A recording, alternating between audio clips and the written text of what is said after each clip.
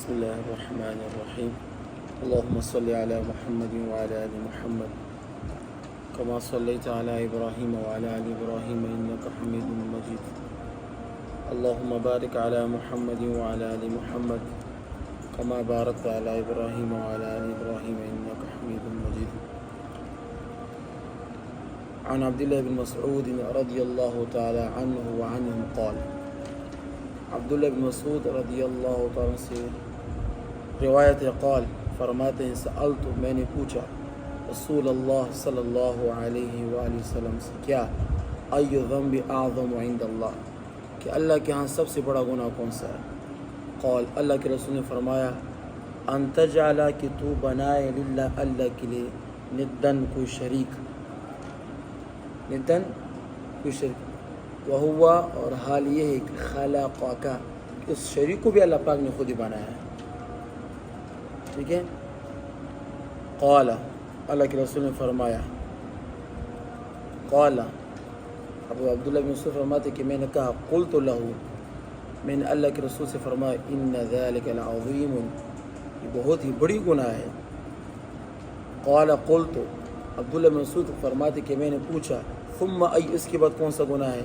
قال اللہ کے رسول نے فرمایا ثم یہ ان تقتل ولدک مخافتا کہ تو اپنے اولاد کو قتل کرے، مخافتا اس ڈر سے ان یطعم معک کہ وہ تیرے ساتھ کیا کھانا کھائے گا، تیرا رزق کھائے گا، رزق کی تنگی کی وجہ سے اولاد کو قتل کرنا یہ گناہ ہے. قال قلت عبداللہ مسعود کہتے کہ میں نے پوچھا اللہ کے رسول سے ثم ای، پھر کون سا گناہ ہے؟ قال اللہ کے رسول نے فرمایا ثم یہ ان تزانی حلیلۃ جارک کہ تو اپنے پڑوسی کی بیوی سے کیا کرے؟ زنا کرے. پڑوسی کی بیوی سے کیا کرے؟ زنا کرے. یہ تو حدیث تھی. حدیث میں تقریباً اس میں 3 بڑے گناہوں کی طرف کیا اشارہ ہے؟ ایک شرک، دوسرا اپنے اولاد کو قتل کرنا، تیسرا کہ زنا کرنا. سوال یہ ہوتا ہے کہ مثال گناہ کبیرہ تو 72 ہے، بعض کہتے ہیں گناہ کبیرہ 70 ہے. جو بڑے بڑے گناہ ہیں بعض کہتے ہیں کہ 700 ہے، بعض کہتے ہیں کہ 200 ہے، 300 ہے، 400 ہے. تو ہم کہتے ہیں کہ ان توڑے کی ذکر کرنے سے اس کی طرف بھی اشارہ ہے کہ جس طرح ان گناہوں سے بچنا ضروری ہے تو اس کے علاوہ جتنے بھی گناہ کبیرے سے بچنا کیا ہے؟ ضروری ہے. یہاں پر پہلا جو بڑا گناہ شرک، ندن شریک کرنا. شرک کے بارے اللہ پاک صاف فرماتے ہیں ان الشرک لظلم عظیم، شرک بہت ہی بڑا گناہ ہے، بہت ہی بڑا ظلم ہے.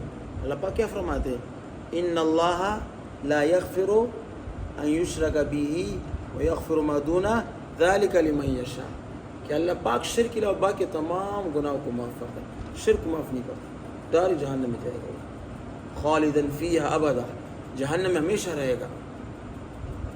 ٹھیک ہے نا. دوسری گناہ کون سی ہے؟ کہ اپنے اولاد کو رزق کی تنگی کی وجہ سے قتل کر دینا.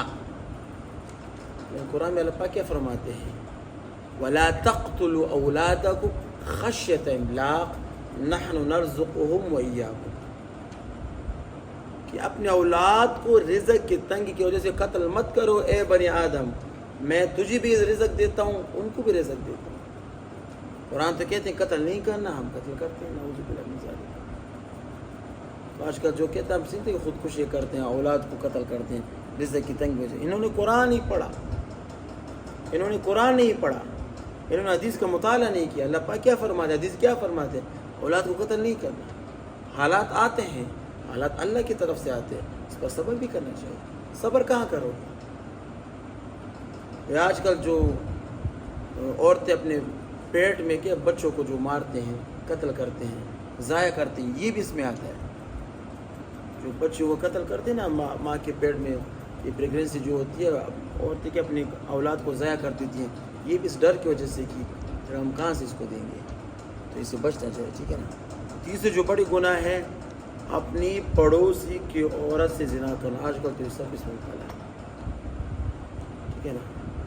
ایک تو یہ گناہ ہے، یہ تو آپ کی پڑوسی تھی، دوسرے پہ آپ اس سے نعوذ باللہ من ذالک غلط کام بھی کر دیا تو یہ بہت ہی بڑا گناہ ہے. پھر لوگ کیا کریں گے؟ اپنے گھر میں خاوند بیٹھے رہیں گے نا، کیونکہ انسان ڈرتا ہے.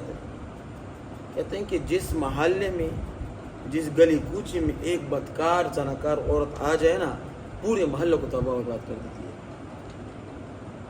جس محلے جس گلی کوچے میں ایک غلط عورت آ جاتی ہے, بدکار بد زبان عورت آتی ہے, ایک ایسا وائرس ہے کہ پورا کا پورا محلہ کیا تباہ و برباد ہو جاتا ہے. کیا ہو جاتا ہے؟ تباہ و برباد ہو جاتا ہے.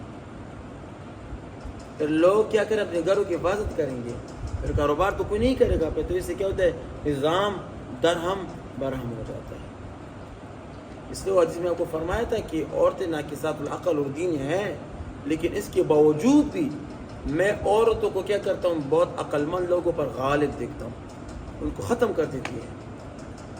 کہ ایسا فتنہ کہ انسان کا کبھی کبھار دماغ بھی کام نہیں کرتا, ایسا غلط کام ہو جاتا ہے کہ انسان کہتے ہیں کہ میں نے کیا کر لیا, بعد میں اس کو افسوس ہوتا ہے.